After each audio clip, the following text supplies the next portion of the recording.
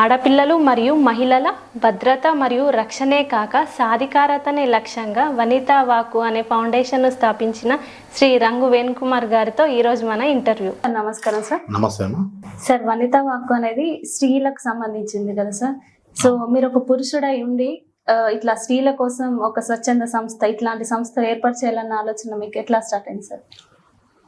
అమ్మ, నేను పురుషుని అయినప్పటికీ నేను కూడా ఒక శ్రీమూర్తికి బిడ్డనే, ఒక తల్లికి కొడుకునే. కాబట్టి ఈరోజు సమాజంలో మహిళల పట్ల, ఆడపిల్లల పట్ల జరుగుతున్న ఈ ఘోరాలు చూస్తున్నప్పుడు ఒక కొడుకుగా, ఒక అన్నగా, ఒక తమ్ముడిగా, అదేవిధంగా ఇద్దరు ఆడపిల్ల తండ్రిగా చాలామంది తల్లిదండ్రులకు ఉండే భయాలు నాకున్నాయి. సో ఆడపిల్లలను ఇవాటి సమాజంలో కనాలి అనుకునే వాళ్ళు ఉన్నారు, బట్ కంటే వాళ్ళ రక్షణ అనేది ఎలా ఉంటుందనే భయంలో ఉన్న తల్లిదండ్రులు ఎక్కువ ఉన్నారు. ఇలాంటి భయాల్లో కొంతమంది తల్లిదండ్రులు సో ఆడపిల్లలు వద్దనుకునేసి అబార్షన్కి వెళ్తున్న వాళ్ళు ఉన్నారు. సో ప్రతి ఒక్కరు కూడా ఈ భయాందోళనలో ఉంటున్నారు తప్పితే దీనికి ఒక సమస్యకు సొల్యూషన్ చూడాలనే దిశలో ఎవరు ఆలోచించట్లేదు. ఆ అడుగు అనేది నా నుంచి ఎందుకు మొదలవ్వకూడదు, నా బిడ్డలు బాగుండాలి, అది నా స్వార్థం. ఆ స్వార్థంలో నుంచి వచ్చిన ఆలోచన, నా బిడ్డలతో పాటు నా బిడ్డలు లాంటి ఎంతో మంది ఆడపిల్లలు ఇవాళ బలైపోతున్నారు. అలాంటి వాళ్ళ బతుకు కూడా ఒక మనం భద్రత అనే ఒక భరోసాను కల్పించాలి అనే ఒక ఉద్దేశంతో, సో మొదటి అడుగు నాతోనే ప్రారంభిస్తున్న ఒక ఉద్దేశంతో స్టార్ట్ చేయడం జరిగిందమ్మా. సార్, ఈ సంస్థను మీరు ఎప్పుడు స్టార్ట్ చేశారు సార్? ఈ సంస్థను మనము స్టార్ట్ చేసింది 2022లో అమ్మ. సో కానీ ఈ ఆలోచనకు బీజం పడ్డది మాత్రం దాదాపు ఒక 10 ఏళ్ల పైన అవుతుంది. సో మనకు ఢిల్లీలోకి ఇన్సిడెంట్ జరిగింది, నిర్భయ. ఆ ఇన్సిడెంట్ అనేది దాదాపు దేశాన్ని మొత్తం ఒకసారి కుదిపేసింది. అది జరిగినప్పటికీ నాకు పాప పుట్టి 3 months అవుతుంది. అంటే ఆ సందర్భం చూసినప్పుడు యాజ్ ఏ ఒక ఫీమేల్ చైల్డ్ పేరెంట్, ఒక తండ్రిగా నాకు చాలా భయం వేసింది. ఈ పిల్లలు పెరిగే వరకు ఈ సమాజం ఎలా ఉంటుంది. సో నా పిల్లలు ఈ సమాజంలో భద్రతతో కూడిన సమాజంలో బతకాలంటే వీళ్ళు మంచిగా ఉంటే సరిపోదు, సమాజంలో కూడా మార్పులు రావాలి. ఆ ఆలోచన నుంచి సో ఇదివరకు నేను ఉన్న ప్రొఫెషన్లో నాకు కుదరలేదు, ఈ ఆలోచన అనేది ఉండే. సో అక్కడ నుంచి నేను జాబ్ రిజైన్ చేసి నేను ఎప్పుడైతే అడ్వకేట్ ప్రాక్టీస్లోకి వచ్చానో, వచ్చేటప్పుడే నేను ఒక ఆలోచనతో వచ్చాను. ఇక్కడికి వచ్చిన తర్వాత ఫస్ట్ మనం ఏదైతే ఆలోచన అనుకుంటామో దీన్ని మనము ఇంప్లిమెంటేషన్ దిశలో తీసుకెళ్లాలన్న ఆలోచనతో వచ్చినాము. దీనికి 2022లో మనము మా చెల్లి, నా ఓన్ సిస్టర్ కవిత అని చెప్పేసి, తను మన వనితా వాక్కు ఫౌండేషన్ కో-ఫౌండర్గా ఉన్నారు. ఇలాంటి ఇన్సిడెంట్ జరిగిన ప్రతిసారి, మా చెల్లికి కూడా 2 పాపలు, నాకు 2 పాపలు, ఇలాంటి ఇన్సిడెంట్ జరిగిన ప్రతిసారి కూడా నా చెల్లి నేను ఇద్దరం దీని గురించి దాదాపు చాలా రోజుల పాటు మా మధ్యలో చర్చ జరుగుతూ ఉంటుంది. ఏంటి పరిస్థితి, ఆడపిల్లలకు రక్షణ కరువైపోయింది సొసైటీలో, ఏం చేయాలి, ఇట్లా మేము మాట్లాడుకున్న దిశలో అంటే చాలా ఆలోచనలు. సో వీటి గురించి అనేది అన్నయ్య ఇన్ని ఆలోచనలు ఉన్నప్పుడు వీటిని మనం గవర్నమెంట్ దృష్టికి తీసుకెళ్లే విధంగా మనం ఎందుకు ప్రయత్నం చేయొద్దు అనే ఒకటి మా చెల్లి అన్నప్పుడు అనిపించింది, మనం ఒక ప్రయత్నం ఎందుకు చేయొద్దని. సో దీనికోసం మనం ఫస్ట్ మనకు అప్పుడు భారతీ హోలీకేరి మేడం మన కలెక్టర్గా ఉండే, ఆ మేడంకి అంటే వనితా వాక్కు అనే ఒక ఫౌండేషన్ స్థాపించక ముందే మేము మా చెల్లి అండ్ చెల్లి వాళ్ళ ఫ్రెండ్స్ కొంతమంది, వాళ్ళది విద్యుత్ మహిళా తరంగిణి అని చెప్పేసి మనకు కరెంట్ ఎంప్లాయీస్ వైఫ్స్ ఒక అసోసియేషన్ ఉంది, వాళ్ళ త్రూ మనం అప్పుడు ఒక రిప్రజెంటేషన్ ఇవ్వడం జరిగింది మేడంకి. సో అప్పుడు తనకి ఇచ్చిన సందర్భంలో తనతో మాట్లాడిన ఇంటరాక్షన్లో తన నుంచి వచ్చిన కొన్ని ఇన్పుట్స్లో మనకు అర్థమైంది, మనం అనుకుంటున్న ఇది అంత చిన్న విషయం కాదు, ఇది మనకు ఒక చట్ట రూపంలో దాల్చాలి, మనం అనుకున్న లక్ష్యాలనే నెరవేరాలంటే ఒక వ్యక్తితోటి ఏది సాకారం కాదు. కాబట్టి దీనికోసం ఒక వ్యవస్థను మనం స్థాపించాలి. ఆ వ్యవస్థ అనేది ఒకరు, ఇద్దరు, 100, 1000 కాదు, లక్షల్లో మనతో పాటు నలిసే వాళ్ళు తయారవ్వాలి. అప్పుడు లక్షల మంది మనతో కలిసి నడిచినప్పుడు ప్రతి గడపకు కూడా ఈ నినాదం ఆడపిల్ల భద్రత అనేది ప్రైమరీ వాడి సమాజంలో అనేది ప్రతి ఒక్కరికి అర్థమైన నాడు, అవగాహన వచ్చినాడు ఖచ్చితంగా మన కాల సాకారం అవుతున్న ఉద్దేశంతో ఇప్పుడు వనితా వాక్కు అనే ఫౌండేషన్ స్థాపించడం జరిగింది. 2022 మే మదర్స్ డే, May 8 రోజున వనితా వాక్కు అనే నామకరణం జరిగింది. మంచిర్యాలలో ఉన్న ఒక 8 మహిళా సంఘాలు మనం ఇన్వైట్ చేసి ఆ రోజు వనితా వాక్ లక్ష్యాలు మనం అనుకునే కార్యాచరణ ఏంటనే చెప్పడం జరిగింది. ప్రతి ఒక్కరు కూడా అప్రిషియేట్ చేశారు. మంచి ఆలోచన, ముందుకెళ్దాం. మా ఫౌండేషన్లలో ఉంటూనే ఇప్పుడు ఈ వనితా వాక్లో మేము భాగస్వామ్యం అని చెప్పేసి దాదాపు 8 తర్వాత 4 ఒక 12 అసోసియేషన్స్ వల్ల మనతోటి కొలాబరేట్ అయ్యేసి సో మనం వనితా వాక్ అనేది మనం స్టార్ట్ చేయడం జరిగింది. దాంట్లో నుంచి 2022లో మన సమ్మర్ క్యాంప్స్ లో ఆడపిల్లలకి, మహిళల్ని మెంటల్లీ అండ్ ఫిజికల్లీ స్ట్రెంథెన్ చేయడానికి మనం యోగా, కరాటే, మెడిటేషన్ అండ్ ఈ కర్రసాము లాంటి శిక్షణతో కూడా మనం 2 నెలల సమ్మర్ క్యాంపు రన్ చేయడం జరిగింది. సో వనితా వాక్ ఒక ఎన్జిఓగా మాత్రము 2022 అక్టోబర్ 31 రోజున మనకు కార్యరూపం దాల్చింది. MCA ministry of corporate affairs నుంచి మనది సెక్షన్ 8 కంపెనీగా రిజిస్ట్రేషన్ చేయడం జరిగింది. సార్, మీ వనితా వాక్ ఫౌండేషన్ లో ఎంతమంది సభ్యులు ఉన్నారు సార్? వాళ్ళు ఏ ప్రాంతాల నుండి వారు? వనితా వాక్ ఫౌండేషన్ అయితే మనకు మంచిర్యాల నుంచి స్టార్ట్ అయిందమ్మా. అంటే తెలంగాణ, ఈవెన్ ఇండియా నుంచి తీసుకున్నా కూడా వనితా వాక్ అనే ఫౌండేషన్ మన మంచిర్యాలలో మొదలైంది. I'm the founder president for Vanitha walk ను స్థాపించిన వ్యక్తిని నేనే. సో అది మన మంచిర్యాల నుంచి స్టార్ట్ అయింది. మన మంచిర్యాలలో అరౌండ్ ఇప్పుడు ఒక 500 వరకు మన మంచిర్యాల జిల్లా నుంచి మెంబర్స్ గా ఉన్నారు. ఆల్ ఓవర్ తెలంగాణ నుంచి ఇంకొక 500 మంది, అంటే అప్రాక్సిమేట్లీ ఒక 1000 మంది వరకు మన వనితా వాక్ ఫౌండేషన్ లో మెంబర్లుగా ఉన్నారు. సో ఈ మంచిర్యాల నుంచి స్టార్ట్ అయిన సంస్థని ఎంటర్ తెలంగాణ, ఆంధ్రాలో కూడా ప్రతి జిల్లా నుంచి కూడా మన వనితా వాక్ ఫౌండేషన్ ఏర్పరచాలని ఒక లక్ష్యంగా పనిచేస్తున్నాం మనం. సార్, మీ వనితా వాక్ ఫౌండేషన్ ద్వారా మీరు ఏ కార్యక్రమాలు చేస్తుంటారు? సో మనకు ఈ వనితా వాక్ అనేది చాలా కార్యక్రమాలు చేస్తున్నామమ్మా. దీంట్లో మనం ఒక 10 ఆబ్జెక్టివ్స్ తీసుకోవడం జరిగింది. సో మనకు ముఖ్యంగా రేపటి సమాజంలో ఆడపిల్లలు మనకు భద్రంగా ఉండాలంటే మనకు మెయిన్ గా చెడు వారిని చంపుతూ పోవడం కాదు, చెడు ఆలోచనలను చంపే దిశలో మనం ఒక ప్రక్షాళన అనేది జరగాలి. దానికోసం ఇవాళ మనకు జ్యుడిషియరీ వ్యవస్థలో చాలా రెవల్యూషన్స్ వచ్చినాయి. ఇప్పుడు ఆడపిల్లల మీద, మహిళల మీద జరిగే ఈ లైంగిక వేధింపుల కోసం, ఈ అంటే గ్యాంగ్ రేప్స్ కానీ వీటి కోసం చాలా చట్టాలు వచ్చినాయి మనకి. సో దాంట్లో దిశ యాక్ట్ కావచ్చు, నిర్భయ యాక్ట్, అదేవిధంగా POCSO act, fast track courts చాలా వచ్చినాయి. ఇవన్నీ వచ్చినప్పటికీ, శిక్షలు పడుతున్నప్పటికీ కూడా ఈ మనకు ఈ అఘాయిత్యాలు ఆగట్లేదు. సో దీనికి కారణం ఎక్కడుంది అంటే జనాల్లో భయం అనేది ఎందుకు ఉండట్లేదు? దీని గురించి మనం ఆలోచన చేసినప్పుడు మాకు అనిపించింది అంటే మన మూలాల్లోనే మార్పు అనేది రావాలి. ఇక్కడ ఏమవుతుందంటే జనాల్లో భయం పోయింది, ప్రాణ భయం పోయింది. వాళ్ళు చిన్నప్పటి నుంచి అంటే ఒక నెగిటివ్ పర్సనాలిటీతో పెరగడం వల్ల వాళ్ళలో ఈ ఇన్స్టెంట్ ఆనందాల కోసం ఎంతకైనా తెగించి ఒక రకమైన అవుతున్నాయి. కాబట్టి దీంట్లో మన మూలాల్లో నుంచే మార్పు రావాలి, చిన్న వయసు నుంచే వాళ్ళ మార్పు రావాలనే ఒక ఉద్దేశంతో మనం మొదటి ఆబ్జెక్టివ్ గా భారతదేశ విద్యా వ్యవస్థలో మార్పులు చేయాలి అనేది ఒకటి. అదే విధంగా రెండో ఆబ్జెక్టివ్ ఏంటంటే మనకు ఈవెన్ ఇప్పటి వరకు మనము పిల్లలు స్కూళ్ళలోకి వెళ్తే సెక్యూర్, అంటే ఇప్పుడు ప్రతి పేరెంట్ కూడా స్కూల్ కాంపౌండ్ వరకు వెళ్ళేసి గేట్ లోపలికి పంపించేసి వచ్చేస్తారు. సాయంత్రం కూడా నేను స్కూల్కి వచ్చి నేను తీసుకొచ్చేంత వరకు గేట్ దాటి బయటకు రావద్దమ్మా, నేను వచ్చేంత వరకు నువ్వు లోపల ఉండాలని చెప్పేసి వస్తాం. అంటే ప్రతి పేరెంట్ ఫీలింగ్ కూడా స్కూల్ లోపల ఉన్నంత వరకు నా పిల్లలు సేఫ్ అనే ఫీలింగ్. బట్ ఇప్పుడున్న పరిస్థితుల్లో ఈవెన్ స్కూల్లో, క్లాస్ రూమ్ లో కూడా పిల్లలకి భద్రత అనేది లేదు. సో ఇక్కడ ఈ మేనేజ్మెంట్స్ కూడా బాధ్యత తీసుకోవట్లేదు. కాబట్టి మనకు ప్రతి స్కూల్లో పేరెంట్స్ కమిటీ మ్యాండేటరీ చేస్తూ ఇవాళ మేనేజ్మెంట్లో సుప్రీంగా ఉన్నాయి. అట్లా కాకుండా ఆ మేనేజ్మెంట్ కూడా జవాబుదారితనంగా ఒక పేరెంట్ కమిటీ అనేది ఉండాలి. దానికోసం ప్రతి స్కూల్లో పేరెంట్స్ కమిటీ మ్యాండేట్ చేయాలి. మూడో ఆబ్జెక్టివ్ వచ్చేసి మనది ఇప్పుడు భ్రూణ హత్యలు.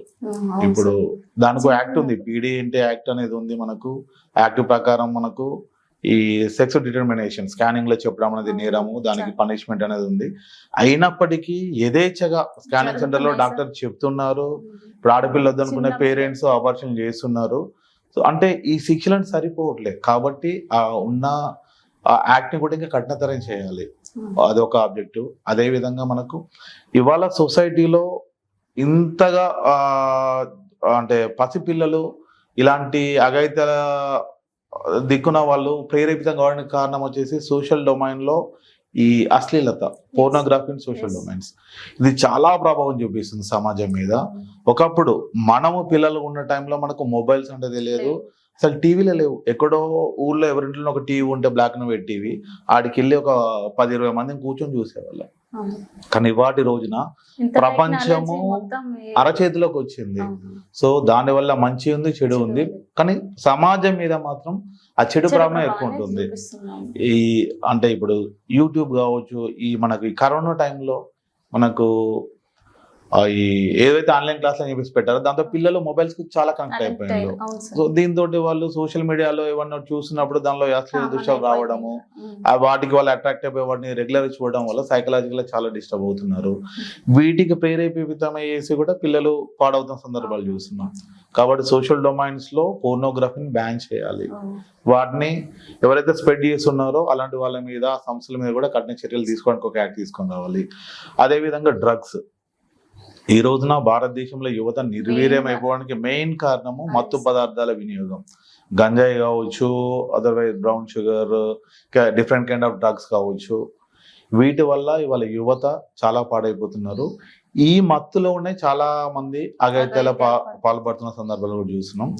సో వీటిని అరికట్టాలి. భారతదేశంలో ముఖ్యంగా ఈ డ్రగ్స్ అనే దాన్ని కంప్లీట్ గా రూపుమాపిన రోజున మనకు ఈ అఘాయిత్యాలు కానివ్వండి ఇలాంటి వాటికి చెక్ పెట్టవచ్చు. ఇది ఒక ఆబ్జెక్టివ్ కింద. అదే విధంగా మనకి సొసైటీలో చాలా మంది లైంగిక వేధింపులకు గురినబడుతున్నారు. సో దాంట్లో బయట వాళ్ళతోటి ఫేస్ చేసిన ప్రాబ్లమ్స్ కన్నా కూడా కుటుంబాల్లో దగ్గర రిలేటివ్స్, మేబీ ఫ్యామిలీ మెంబర్స్, మామ వరుస, తాత వరుస, లేదు అంటే ఆడపడుచు భర్త కావచ్చు, ఇట్లా దగ్గర రిలేషన్ లో ఈవెన్ కజిన్స్ ఇలాంటి వాళ్ళు కూడా వీళ్ళు బయటకు చెప్పుకోలేక చాలా ఇబ్బందులు పడుతున్నారు. బయటకు చెప్తే ఏమవుతుందో ఎలాంటి అంటే ఇలా ఒక ఇన్సెక్యూర్ ఫీలింగ్ లో వాళ్ళు భరించేంత వరకు భరిస్తున్నారు. ఈ భరించడం వల్ల ఎదుటి అడ్వాంటేజ్ తీసుకునేసి ఇంకా ఎక్కువ హెరాస్మెంట్ చేయడం వల్ల చెప్పలేని పరిస్థితి వచ్చినప్పుడు వాళ్ళు సూసైడ్ చేసుకుంటారు. కాబట్టి ఇలాంటి వాళ్ళకు కూడా మన వనితా వాక్ ఒక వేదిక నిలబడాలనుకుంటుంది. సో వాళ్ళకి కావాల్సిన న్యాయ సహాయం అనేది కూడా మన ఫౌండేషన్ నుంచి అందిస్తున్నాము. సో వాళ్ళు మన మెంబర్స్ వారు మనల్ని అప్రోచ్ అయినప్పుడు మన షీ టీమ్స్ అండ్ అదేవిధంగా మనము సఖీ సెంటర్ వాళ్ళతో కూడా కోఆర్డినేట్ అవుతూ దీని మీద మనము వాళ్ళ విషయాలు గోప్యంగా ఉంచేసి వాళ్ళని ఇబ్బంది చేసిన వాళ్ళ మీద యాక్షన్ తీసుకునే దిశలో కూడా ప్రయత్నాలు చేస్తున్నాము. వీటితో పాటుగా మనకు మన సంస్థ ద్వారా మార్పు అనేది మన నుంచే మొదలవ్వాలి. సో మనము గవర్నమెంట్ కి ఇవి మార్చండి, ఇవి చేయండి చెప్పేసి రిప్రజెంటేషన్ అనేది చేతిలో పెన్ను పేపర్న ప్రతి ఒక్కరు ఇవ్వచ్చు. దాంట్లో మన కాంట్రిబ్యూషన్ ఏంటి అనే ఒక ఉద్దేశంతో మన సంస్థ తరపున మహిళలకి, ఆడపిల్లలకి మానసికంగా, శారీరకంగా, నైతికంగా వాళ్ళు దృఢపడేందుకు మన సంస్థ ద్వారా సమ్మర్ క్యాంపుల్లో వాళ్ళకి ఇప్పుడు సెల్ఫ్ డిఫెన్స్ కోర్సెస్, కరాటే, కరాసాము, అదే విధంగా వాళ్ళకి yoga, meditation and different kind of psychological programs కూడా మనం ఆర్గనైజ్ చేస్తున్నాము. అదేవిధంగా స్కూల్స్, కాలేజెస్లో అకేషనల్లీ వీక్లీ ఆర్ మంత్లీ మనం కొన్ని మోటివేషన్ సెషన్స్ కూడా పెడుతున్నాం పిల్లలకి. ఈ రకంగా మనము ఒక చేంజ్ అనేది చూడాలని ఒక ప్రయత్నం అనేది చేస్తున్నాము. వీటితో పాటు women empowerment one of the objective. మహిళలు అన్ని రంగాల్లో ముందు ఉండాలి. సో వాళ్ళ కాలం మీద వాళ్ళు నిలబడే పరిస్థితి వచ్చినప్పుడు వాళ్ళు ఇవన్నిటిని ఓవర్కమ్ చేయగలుగుతారు. వాళ్ళకు ఒక కాన్ఫిడెన్స్ అనేది వస్తుంది. సో దీంతో పాటు విమెన్ లీడర్షిప్, మహిళలు అన్ని రంగాల్లో ఉన్నట్టుగానే ఈవెన్ వాళ్ళ లీడర్స్ కూడా ఎదగాలి. ఆ ఉద్దేశంతో విమెన్ లీడర్షిప్. వీటితో పాటు మహిళా ఆరోగ్యం. ఇవాళ సమాజంలో మహిళలు ఆరోగ్యపరంగా చాలా సమస్యలు ఎదుర్కొంటున్నారు. ఎలాంటి చెడలవాట్లు, దురలవాట్లు లేకున్నప్పటికీ కూడా క్యాన్సర్స్ అనేటివి మగవాళ్ళ కన్నా మనం కంపేర్ చేస్తే ఆడవాళ్ళలోనే ఎక్కువ వస్తున్నాయి. సర్వైకల్ క్యాన్సర్స్ కావచ్చు, బ్రెస్ట్ క్యాన్సర్స్ కావచ్చు, అదేవిధంగా కొలన్ క్యాన్సర్స్ కావచ్చు, గర్భసంచి క్యాన్సర్స్.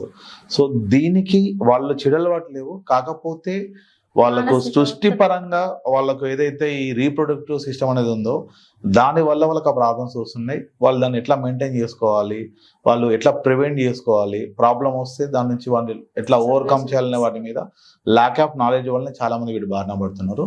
సో వాటి మీద కూడా మనం అవగాహన కార్యక్రమాలు చేపడుతున్నాం. సార్, విద్యా వ్యవస్థలో మార్పులు తీసుకురావాలని చెప్తారు కదా సార్, అంటే ఎట్లాంటి మార్పులు వస్తే ఇట్లాంటి అఘాయిత్యాలకు మనం ఇట్లా చెక్ పెట్టవచ్చు? విద్యా వ్యవస్థలో ఈ రోజున మనకున్న విద్యా వ్యవస్థ ఒకసారి మనం చూసినట్టయితే ఒక ఆర్టిఫిషియల్ ఎడ్యుకేషన్ నడుస్తుంది సొసైటీలో. ఆర్టిఫిషియల్ ఎడ్యుకేషన్ అంటే ఎంతసేపు మార్కులు, ర్యాంకులను ఒక పరుగులనే ఉన్నారు. ఈవెన్ కొన్ని స్కూళ్ళలో మేము ఇప్పుడు ఏవైతే మీకు ఈ ఆబ్జెక్టివ్స్ చెప్పానో వీటి మీద అవేర్నెస్ ప్రోగ్రామ్స్ లేదంటే ఇలాంటి వాటి కోసం మనం వెళ్ళినప్పుడు ఆ స్కూల్లో అంటారు మా స్కూల్లో వీటికి అలౌ చేయట్లేదండి, ఎందుకంటే పేరెంట్స్ మా పిల్లకి చదువు తప్ప వేరే ఏమొద్దు అంటున్నారు కాబట్టి మేము అలౌ చేయం. సో వాళ్ళ తప్పు అనేది పేరెంట్స్ దగ్గర ఉంది. ముందు పేరెంట్స్ మారాలి, వాళ్ళ దృక్పథం మారాలి, వాళ్ళ ఆలోచన విధానం మారాలి. ఎందుకు అంటే ఇవాళ ఈ ఆర్టిఫిషియల్ ఎడ్యుకేషన్ సిస్టమ్ వల్ల పిల్లలు మరమనుషులా పెరుగుతున్నారు, రోబోట్స్. వాళ్ళు రోబోట్స్ లాగా అయిపోతున్నారు. మార్కులు ర్యాంకులు 24 గంటలు పుస్తకాలు పడి చదవడం అంతే, వాళ్ళకు లోక జ్ఞానం కూడా లేకుండా చదువుతున్నారు. మనం ఏం అప్పీల్ చేస్తున్నామంటే ఒకప్పుడు విద్య లేనివాడు వింత పశువు, కానీ ఈ రోజున విద్య అంత ఉన్నవాడు knowledge ఉన్నా అంతకన్నా వింత పశువు అవుతున్నాడు. ఇవాళ అఘాయిత్యాలకు పాల్పడిన వాళ్ళు చాలా మంది చదువుకున్న వాళ్ళు ఉన్నారు, కానీ వాళ్ళకి ఇంకిత జ్ఞానం కానీ వాళ్ళకి కన్సర్న్ అనేది లేదు. ఇలాంటి కరోనా టైంలో చూసాం మన సిటీలో కన్నా కూడా పల్లెటూళ్ళ వాళ్ళు సిస్టమేటిక్ గా మెయింటైన్ చేస్తారు ఈ సోషల్ డిస్టెన్స్ అనేది. సో కాబట్టి ఈ రోజున మనం సాంప్రదాయ విద్యా విధానాన్ని వాళ్ళని ఎడ్యుకేషన్ జోడించాలని మనం కోరుకుంటున్నాం. దీంట్లో భాగంగా ఒకటి ఇవాళ ఒక 6 సబ్జెక్ట్స్ ఉన్నాయి. ఈ 6 సబ్జెక్ట్స్ తో పాటు లైఫ్ స్కిల్స్ కింద ఒక 2 సబ్జెక్ట్స్ ఇంట్రొడ్యూస్ చేయాలని మనం కోరుకుంటున్నాం. దాంట్లో మెయిన్ గా ఒకటి థియరీ సబ్జెక్ట్ లో వచ్చేసి నైతిక విలువలు. ఇవాళ సమాజంలో లోపించినవే. ఇవాళ ఇప్పుడు 24 ఏళ్ళు 25 ఏళ్ళు 20 ఏళ్ళు పిల్లల్ని కంటికి రెప్పలాగా సాగి వాళ్ళని చదివించి వాళ్ళని ఒక ఉన్నత స్థాయిలో చూడాలని ఒక లక్ష్యంతో వాళ్ళ జీవితాన్ని సాక్రిఫైస్ చేసిన తల్లిదండ్రులను కూడా విస్మరిస్తున్న పిల్లలు ఉన్నారు. వాళ్ళని అమెరికా దాకా పంపించిన తర్వాత కూడా అమెరికా నుంచి ఇండియాలో ఉన్న వాళ్ళని విస్మరిస్తూ వాళ్ళు చనిపోతే కూడా పెయిడ్ సర్వీసెస్ ఏడవడానికి మందిని పెట్టి వాళ్ళ దహనాలకు మందిని పెట్టి మేము వెళ్తే ఖర్చు అని చెప్పేసి ఆలోచించే పిల్లలు కూడా ఉన్నారు. ఇవన్నిటి కారణం అనైతికత, సొసైటీలో ఎథిక్స్ లేకపోవడం. ఇవాటి సమాజానికి కావాల్సింది ఎథికల్ సొసైటీ. సో వాల్యూస్, ఆ వాల్యూస్ పెంపొందించడానికి నైతిక విలువలు అనేది ఒక పాఠ్యాంశం ఉండాలి. దానిలో తల్లి అంటే ఏంటి, తండ్రి అంటే ఏంటి, ఆడపిల్ల అంటే ఏంటిది, ఆడపిల్ల ప్రాముఖ్యత ఏంటి, ఆడపిల్లని ఎట్లా గౌరవించాలి, నా భారతదేశ సాంప్రదాయం ఏంటి, ఇట్లా చాలా విషయాల మీద మనం చెప్పాల్సి ఉంది. దీంతో పాటు వ్యక్తిత్వ వికాసం. ప్రతి మనిషికి ఒక వ్యక్తిత్వం అంటే ఒక పర్సనాలిటీ అనేది ఉంటుంది. ఆ వ్యక్తిత్వం అనేది వాళ్ళ చైల్డ్హుడ్ లో వాళ్ళకి బిల్డ్ అవుతుంది. అంటే వాళ్ళకు ఊహ తెలిసిన వయసు నుంచి ఒక 12 years 15 years స్పాన్ లో 5 years to 12 to 15 years లో వాళ్ళకు ఒక వ్యక్తిత్వం అనేది అలవాటు అవుతుంది. ఈ వ్యక్తిత్వం అనేది మనం చూస్తున్న దాన్ని చూసింది వాళ్ళు చూసిన దాన్ని అనుకరిస్తారు, అనుకరించిన దాన్ని అలవాటుగా మార్చుకుంటారు. ఆ అలవాటు అనేది రెగ్యులర్ అయిన తర్వాత అది వాళ్ళ వ్యక్తిత్వం అయిపోతుంది. సో ఇవాటి రోజున సొసైటీలో అంటే ఇళ్లలో పిల్లలు చూస్తుంది చేస్తుంది కూడా అన్ని చెడు మార్గాల్లో ఉన్నాయి. అంటే వాళ్ళ మీద ఒకప్పుడు మన కుటుంబ వ్యవస్థ చాలా స్ట్రాంగ్ గా ఉండే, తల్లిదండ్రులు ఒకవేళ పనులకు వెళ్ళినా ఉద్యోగాలకు వెళ్ళినా కూడా ఇంట్లో నానమ్మ తాత మంచి చెప్పనుకునే వాళ్ళు. వాళ్ళు న్యూక్లియర్ ఫ్యామిలీస్ అయిపోవడం వల్ల తల్లిదండ్రులు బిజీ అయిపోతున్నారు, పిల్లల్ని గారాబం చేస్తున్నారు, ఇంటి దగ్గర వాళ్ళకి మంచి చెప్పేవాళ్ళు లేరు, స్కూళ్ళలో వాళ్ళకు మార్కులు ర్యాంకులు తప్ప మంచి చెప్పాలని ఆలోచన ఎవరికి లేదు. సో దీనివల్ల వాళ్ళకు మంచి చెప్పేవాళ్ళు లేక వాళ్ళకు చెడుని చూసి వాళ్ళు ఏది చూసి అదే అనుకరిస్తున్నారు, అదే రైట్ అనుకుని వాళ్ళు అదే తోవలు వెళ్తున్నారు. వాళ్ళ వ్యక్తిత్వం అనేది ఒక నెగిటివ్ వేలో బిల్డ్ అవుతుంది. కాబట్టి ఒక పర్సనాలిటీ పాజిటివ్ గా బిల్డ్ అవ్వాలంటే వాళ్ళను 5 నుంచి 12-15 వయసులో వాళ్ళ ముందు ప్రతిదీ కూడా మంచి వాళ్ళు చూడాల్సింది చేయాల్సింది ఆ పాజిటివ్ పర్సనాలిటీ డెవలప్ అయ్యే విధంగా ఒక వ్యక్తిత్వ వికాసాన్ని, అదే విధంగా మానసిక వికాసం. సైకలాజికల్లీ వాళ్ళ పిల్లలు చాలా వీక్ గా ఉంటున్నారు. సూసైడ్స్ 8th క్లాస్ పిల్లోడు, 9th క్లాస్ పాప, 10th క్లాస్ ఇంటర్మీడియట్ పిల్లలు స్ట్రెస్ తట్టుకోలేక సూసైడ్స్. సో వాళ్ళకు ఈ రోజున మనకు సైకలాజికల్లీ వాళ్ళని స్ట్రెంథెన్ చేయాల్సిన అవసరం ఎంతైనా ఉంది. కాబట్టి వాళ్ళ మానసిక వికాసం ద్వారా వాళ్ళను స్ట్రెస్ మేనేజ్మెంట్, వాళ్ళ ఒత్తిడిని ఎట్లా అధిగమించాలి, వాళ్ళకు ఒత్తిడిని ఎట్లా తట్టుకోవాలో తెలియకుండా వాళ్ళ మీద టన్స్ ఆఫ్ లోడ్ వేస్తున్నాం మనం. బుక్స్ ఫస్ట్ క్లాస్ పిల్లోడికి దాదాపు 40-50 బుక్స్, ఇంత పెద్ద బ్యాగ్ వాడు మోయడం కూడా మోయలేడు. ఈ పరిస్థితిలో వాళ్ళు తట్టుకోలేక చిన్నప్పటి నుంచి స్ట్రెస్ లో పెరుగుతున్నారు. సో వాళ్ళకు ముందు మనము ఆ స్ట్రెస్ ని ఎట్లా ఓవర్కమ్ చేయాలని నేర్పాలి. స్ట్రెస్ మేనేజ్మెంట్, మానసిక వికాసం, వాళ్ళు మానసికంగా వాళ్ళు స్ట్రెంథెన్ అవ్వాలి. ఎలాంటి పరిస్థితి అయినా వాళ్ళు ఫేస్ చేసే ఒక మానసిక తత్వాన్ని మనం స్ట్రెంథెన్ చేసినప్పుడు వాళ్ళు దేనైనా ఫేస్ చేయగలుగుతారు. దీంతో పాటు టైం మేనేజ్మెంట్, ఒక పంచువాలిటీ. సో ఇట్లా మనము ఇవన్నిటిని కూడా ఒక పాఠ్యాంశంగా నేర్చాలి. మనం చదువుకునే 6 సబ్జెక్టులను కూడా ఇవన్నిటి వాళ్ళ జీవిత కాలం వాళ్ళకు ఉపయోగపడే అంశాలు. వీటితో పాటుగా మనకు ఒక ప్రాక్టికల్ సబ్జెక్టు, దాంట్లో పిల్లలకి సెల్ఫ్ డిఫెన్స్ కోర్సెస్. ఒక ఆడపిల్ల ఇవాళ సమాజంలో ఒక హార్డ్ సిచ్యువేషన్ ను ఫేస్ చేయాల్సి వస్తే అక్కడ సహాయం కోసం అర్జించే స్థాయి నుంచి తన మీదికి అటాక్ చేయడానికి వచ్చిన వాళ్ళ మీద గర్జించే స్థాయికి ఆడపిల్ల ఎదగాలి మానసికంగా. ఇప్పుడు వాళ్ళు పరిగెత్తడము లేకపోతే ఆ సాయం కోసం ఎదురు చూడడం కాదు, వాళ్ళ జోలికి వచ్చిన తాడే స్థాయికి ఆడపిల్ల స్ట్రెంథెన్ అవ్వాలి. కాబట్టి మనము బయట పిల్లలకి ఈ స్కిల్స్ నేర్పాలి అనుకుంటే ఇవాళ మార్నింగ్ ఇంట్లో నుంచి 7కి వెళ్ళిన పిల్లోడు స్కూల్ నుంచి ఇంటికి వచ్చేసరికి 6 అవుతుంది. అవును సార్.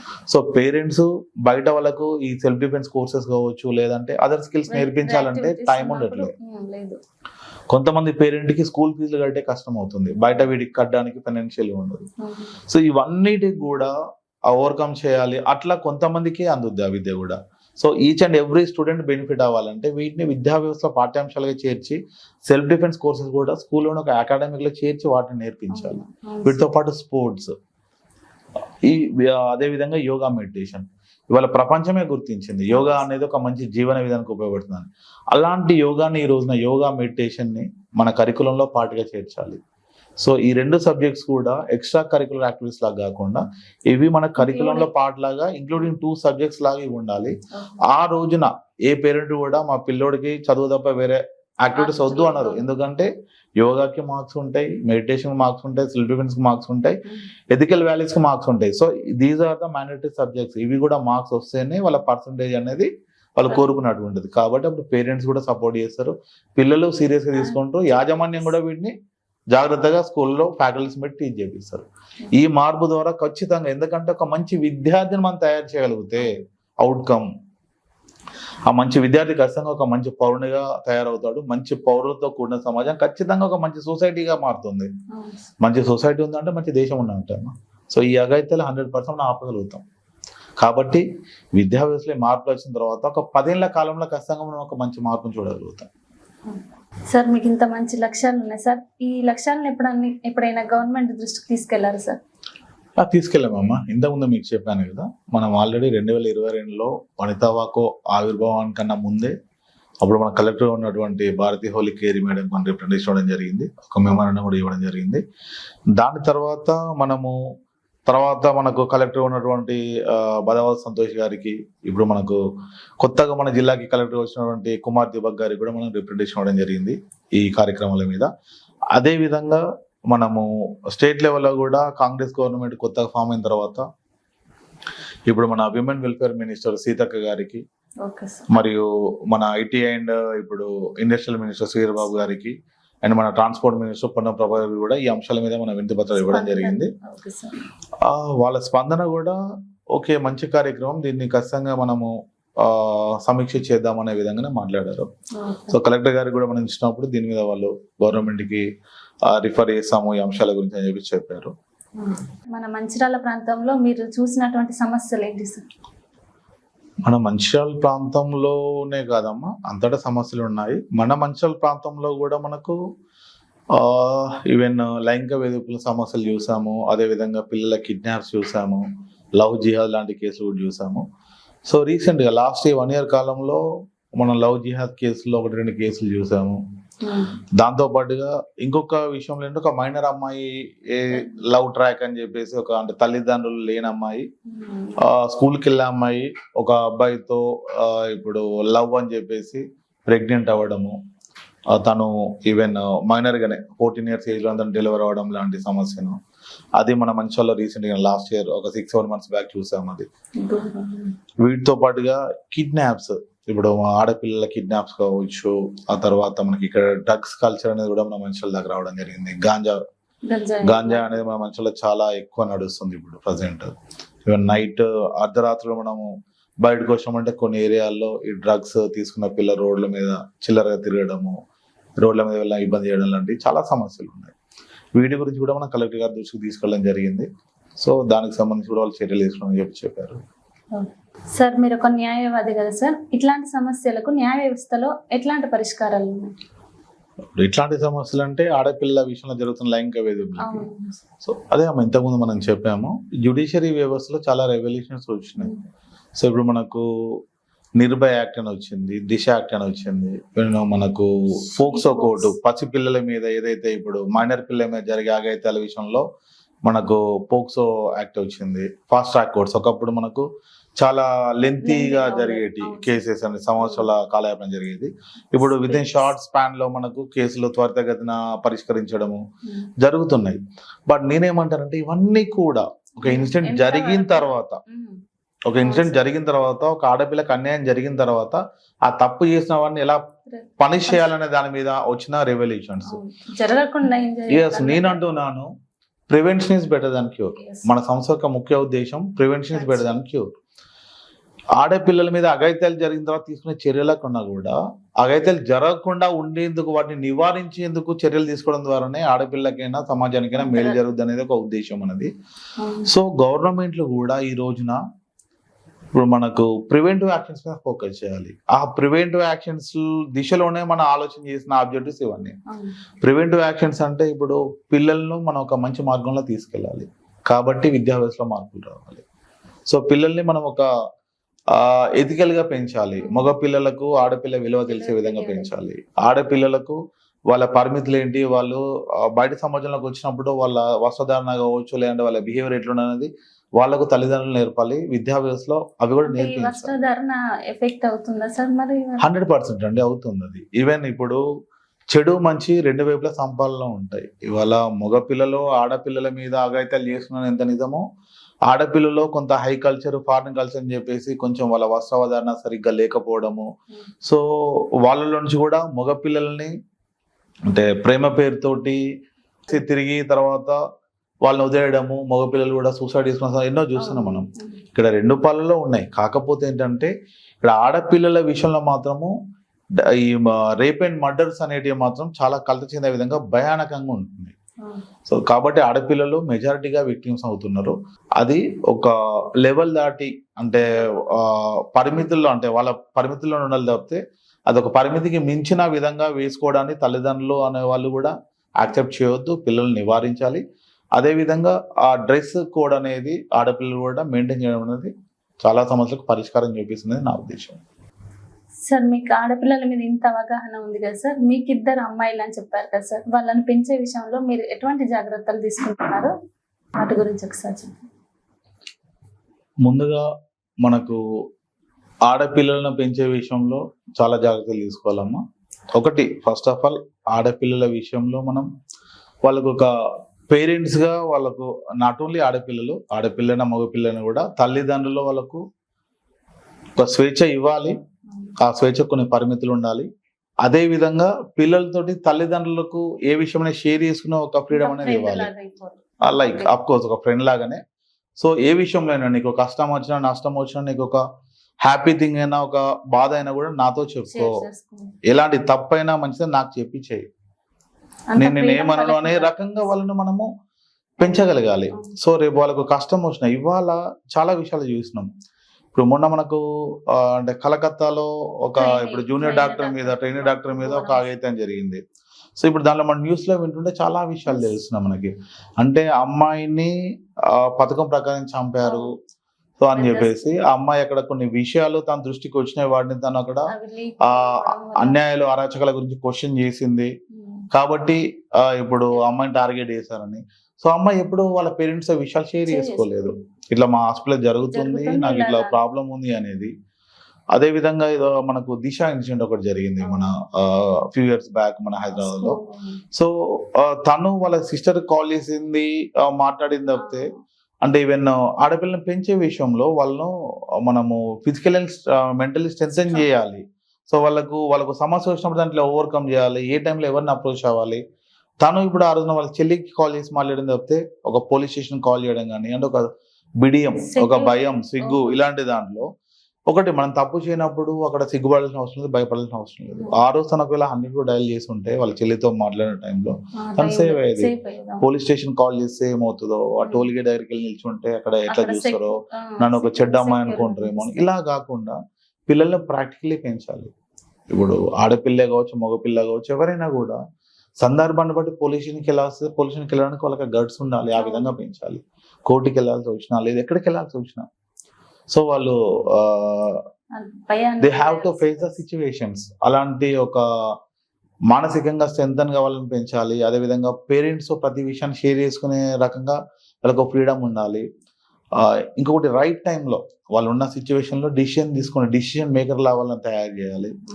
ఇట్లా ఇదే విధంగా నా పిల్లల విషయంలో నేను ఈ కేర్స్ అని తీసుకుంటాను. దాంతోపాటు వాళ్ళని ఫిజికల్లీ మెంటల్లీ స్ట్రెంథన్ చేయడానికి ఎవ్రీ టైం నేను అడ్వకేటే కాకుండా ఒక సైకాలజిస్ట్ కూడా పిల్లల్ని each and every moment observe చేస్తూ వాళ్ళకి నేను ప్రతిదీ ఒక ఫ్రెండ్లీ నేచర్లో ప్రేమతో నేను చెప్తూ వాళ్ళకు ఒక ధైర్యాన్ని ఇస్తూ ఉంటాను. వీటితో పాటుగా వాళ్ళను స్ట్రెంథెన్ చేయడానికి ఈవెన్ నేను కరసాము పిల్లలకు నేర్పిస్తున్నాను, కరాటే నేర్పిస్తున్నాను. సో వాళ్ళని రన్నింగ్ ప్రాక్టీస్ కూడా వాళ్ళ అథ్లెటిక్స్ సైడ్ కూడా పంపాలని నాకు ఒక చిన్నప్పటి ఇంట్రెస్ట్. ఆ దిశలో కూడా నేను ప్రయత్నం చేస్తున్నాను. ఆడపిల్లను మనము ఆడపిల్లిలా కాకుండా ఆడపిల్లిలాగా పెంచాలి. సో ఆ దిశలో నేను ప్రయత్నం చేస్తున్నాను. నేనే కాకుండా సమాజంలో ఉన్న ప్రతి ఆడపిల్ల కూడా ఆ దిశలో తయారవ్వాలి అనేది మన లక్ష్యం. సార్, నేటి యువత చెడు మార్గంలో వెళ్ళడానికి కారణాలు ఏంటి? నేటి యువత చెడు మార్గాల్లో వెళ్ళడానికి కారణం తల్లిదండ్రులమ్మ. ఎందుకు అంటే ఇవాళ తల్లిదండ్రులు వాళ్ళ పిల్లలకు ప్రేమ అనుకుంటున్నారు, ప్రేమ అనుకున్న విషయాన్ని పెడుతున్నారు, గారాబం. ఒకప్పుడు నేను చదువుకున్నప్పుడు స్కూల్లో మాకు ఎన్నో పనిష్మెంట్స్ ఉండేవి. మేబీ మీకు కూడా ఐడియా ఉంటుంది. రకరకాల పనిష్మెంట్స్, చేతుల మీద కొట్టేవాళ్ళు, ఈవెన్ నీళ్ళు డౌన్ చేయించేవాళ్ళు, గోడ కూర్చి చేయించేవాళ్ళు, 2100 పెన్ను పెట్టి ఇట్లా అవుతేవాళ్ళు. ఆ తర్వాత కోదండం కూడా ఎక్కించేవాళ్ళు, అంటే ఒక ఫ్యాన్ కు. అంటే ఇన్ని పనిష్మెంట్స్ ఇచ్చినా కూడా మన పేరెంట్స్ చెప్పినా కూడా వాళ్ళు రియాక్ట్ అవ్వాలి కాదు. టీచర్స్ పిల్లలు చదవకపోతున్నావు, ఇండిసిప్లిన్ ఉంటున్నావు, వాళ్ళను మార్చడానికి వాళ్ళ మంచి కోసం పని చేస్తా అని చెప్పేసి అప్పుడు ట్రస్ట్ చేసేవాళ్ళు. ఇవాళ తల్లిదండ్రులు పిల్లలకు జస్ట్ ఒక దెబ్బేసిన అనగానే స్కూల్లోకి వచ్చేసి గొడవ చేసేసి కేసులు పెట్టడము, ప్రెస్ను పిలిచేసి దాన్ని హంగామా చేయడము, ఈ రకమైన చేయడం అనే ఒక ధోరణిలో. అంటే ఆ పిల్లోడు ఏంటంటే నేను ఏం చేసినా, నేను తప్పు చేసినా రైట్ చేసినా పేరెంట్స్ నాకు సపోర్ట్గా ఉంటారు, నన్ను వెనకేసుకొని వస్తారు. ఈ యొక్క ధోరణి చాలా పెరిగిపోయింది. ఇది అనేది ఇవాళ టీచర్స్ పిల్లలను టచ్ చేయడానికి భయపడుతున్నారు. స్కూళ్ళలో పేరెంట్స్ పిల్లల్ని ఏమనరు, వాళ్ళు తప్పు చేసినా కూడా ఏదో తిట్టినట్టు చేస్తారు. లేదనుకుంటే ఇట్లా కొంతమంది పేరెంట్స్ ఇప్పుడు తండ్రి ఒకలా తిట్టినా కూడా మదర్ వెనకేసుకొస్తారు తప్పు, లేదా ఒకలా మదర్ తిట్టినా ఫాదర్ వెనకేసుకొస్తారు. ఈ వెనకేసుకోవడం తప్పు చేసినప్పుడు దండించాలి. ఈవెన్ టీచరు పనిష్ చేసినా, లేదు పేరెంట్స్ కు తప్పు అనిపించినా కూడా పనిష్ చేయాలి. పనిష్ చేసినప్పుడే ఎస్ ఇది తప్పు, ఇది తప్పు, ఇది చెడు కాబట్టి ఇది చేస్తే మా పేరెంట్స్ కొట్టారు, ఇంకోసారి చేయొద్దు. ఒక మంచి చేసినప్పుడు అప్రిషియేట్ చేయండి, ఒక గిఫ్ట్ ఇవ్వండి, ఒక చాక్లెట్ ఇవ్వండి, ఒక పెన్ ఇవ్వండి. ఇట్లా ఇచ్చేసే వాళ్ళని అప్రిషియేట్ చేయండి. పిల్లలు 10th అయిపోయి ఇంటర్మీడియట్ రాకముందే డ్రైవింగ్ లైసెన్స్ లేకముందే బైక్స్ ఇవ్వడం, కార్లు ఇవ్వడం, ఈ రకంగా లగ్జరీస్ అలవాటు చేస్తున్నారు పిల్లలకి. ఈ రకమైన అంటే తల్లిదండ్రుల పెంపకంలో పిల్లలు చెడిపోకుండా మంచిగా ఎట్లా అవుతారమ్మా? పిల్లలు బాగుపడాలంటే తల్లిదండ్రులు ఎంతో కేర్ తీసుకోవాలి. పిల్లలు గొప్పగా ఎదగాలంటే తల్లిదండ్రులు ఎన్నో సాక్రిఫైస్ చేయాలి. ఇవాళ తల్లిదండ్రులలో సాక్రిఫైస్ చేస్తే ఎంతమంది ఉన్నారు? పిల్లలు స్కూల్కి వెళ్ళి వచ్చిన తర్వాత వాళ్ళ హోంవర్క్ వాళ్ళే తీసుకోవాలి. తల్లులు సీరియల్ పిచ్చిలో పడుతుంది, తండ్రులు సోషల్ మీడియాని వాళ్ళు ఏదో పనిలో బిజీ అయిపోతారు. సో కాబట్టి ఇలా పిల్లలు చెడిపోవడానికి కారణం 100% తల్లిదండ్రులే. పిల్లలు బాగుపడాలి, మంచి మార్గంలో వెళ్ళాలంటే ముందు మారాల్సింది కూడా తల్లిదండ్రులే. అవును సార్. ఈ 2 సంవత్సరాల్లో మీరు చేసిన కార్యక్రమాల ద్వారా సమాజంలో ఏమైనా మార్పును గమనించారా సార్? గమనించామమ్మా. సో ఇప్పుడు ఏదైతే మనము ఆడపిల్లల్ని ఫిజికల్లీ మెంటల్లీ స్ట్రెంథెన్ చేయాలని చెప్పేసి సమ్మర్ క్యాంప్స్లో మనం కరాటే, కరసాము, యోగా, మెడిటేషన్ లాంటి కార్యక్రమాలు నిర్వహించాము.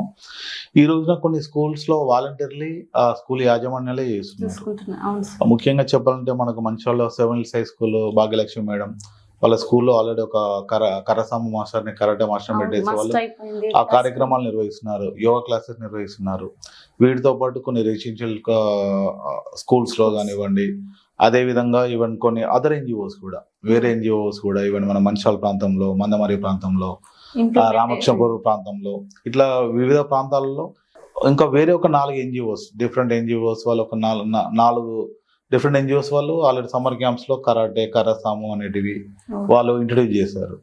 సో ఖచ్చితంగా చాలా స్పష్టంగా కనబడుతుంది మార్పు అనేది. అంటే ఈ ఏవైతే మనం చేసిన కార్యక్రమాలనేవో ఖచ్చితంగా ఇవి రేపు భవిష్యత్ తరం పిల్లలకి ఇవి ఉపయోగపడతాయి. వీటి ద్వారా వాళ్ళు మా ఆడపిల్లలు స్ట్రెంథెన్ అవుతారు ఫిజికల్ అండ్ మెంటల్లీ. దీని ద్వారా వాళ్ళని వాళ్ళు ప్రొటెక్ట్ చేసుకోగలుగుతారు అనేది మన మంచిర్యాల ప్రాంతంలో, మన మంచిర్యాల జిల్లా స్పష్టంగా మేము చూస్తున్నాము. ఖచ్చితంగా ఇవి ముందు ఇంకా చాలా ముందుకెళ్తాయని ఒక నమ్మకం వచ్చిందమ్మా.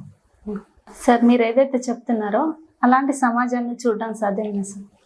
ఎందుకు సాధ్యం కదమ్మా? ఖచ్చితంగా సాధ్యమే. Nothing is impossible. ఏదైనా ప్రయత్నం మొదలు పెడితేనే మనకు ఏదైనా సహకారం అవుతుంది. తీసుకొని జనరల్గా మనం ఒక ప్రయాణాన్ని మనము ఇక్కడ నుంచి సపోజ్ ఒక 1 కిలోమీటర్ మనం వెళ్ళాలి అనుకుంటే ఇక్కడ కూర్చున్న దగ్గర నుంచి ఆలోచిస్తే వెళ్ళలేము. ఒక అడుగులో అడుగు వేస్తూ ముందుకు వేస్తూ వెళ్తాం. ఒక ప్రయత్నం మనం స్టార్ట్ చేసినాం, ఒక చిన్న బీజం వేసినాం, దాని మార్పు 2 నెలల్లో మనం చూసినాం. ఏదైతే మనం గవర్నమెంట్కి అప్పీల్ చేసినామో ఆ గవర్నమెంట్ వాటిని రేపు ఇంప్లిమెంట్ చేసిన రోజున ఖచ్చితంగా ఒక 10 ఏళ్ల కాలంలో ఒక చిన్న ఎగ్జాంపుల్ చెప్తాను మీకు నేను. ఇప్పుడు మన హిందూ ట్రెడిషన్లో ఒక సాంప్రదాయం ఉంటుంది, జనరల్గా అయ్యప్ప మాల కానీ హనుమాన్ మాల కానీ వేస్తూ ఉంటారు.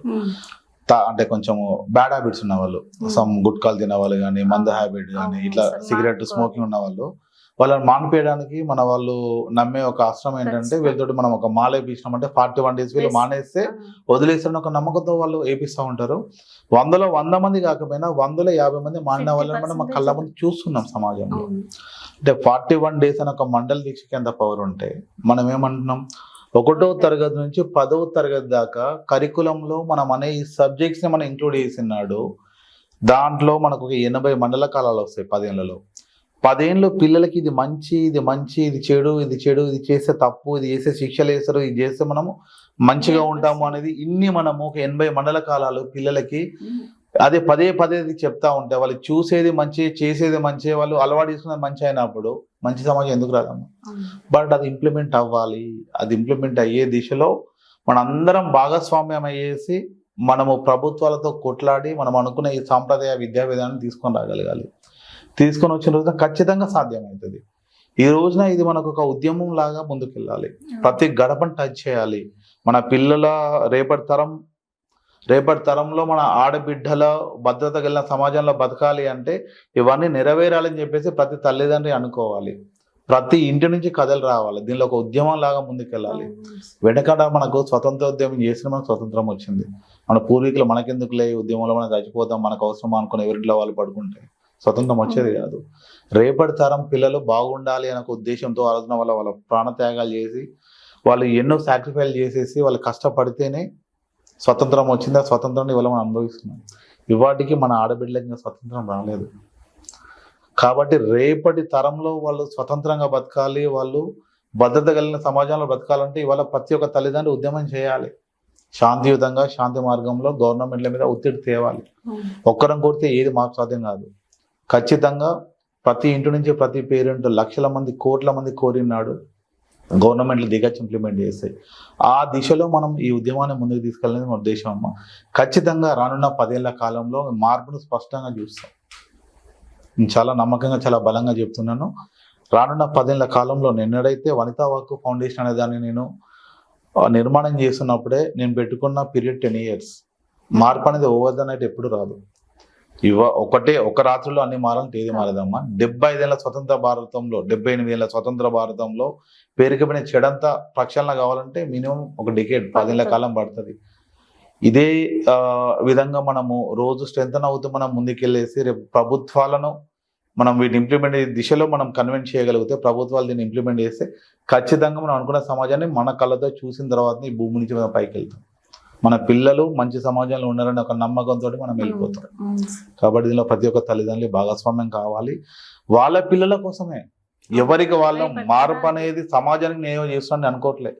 నా పిల్లల బాగు కోసం నేను చేస్తున్నా. మీరు మీ పిల్లల బాగు కోసం మీరు దీనిలో భాగస్వామ్యం కాండి.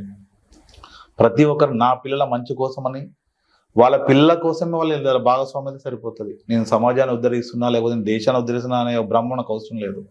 We have to fight for our childrens. మన పిల్లల కోసం మనం పోరాడదాం. సింపుల్. ఖచ్చితంగా చూస్తాం.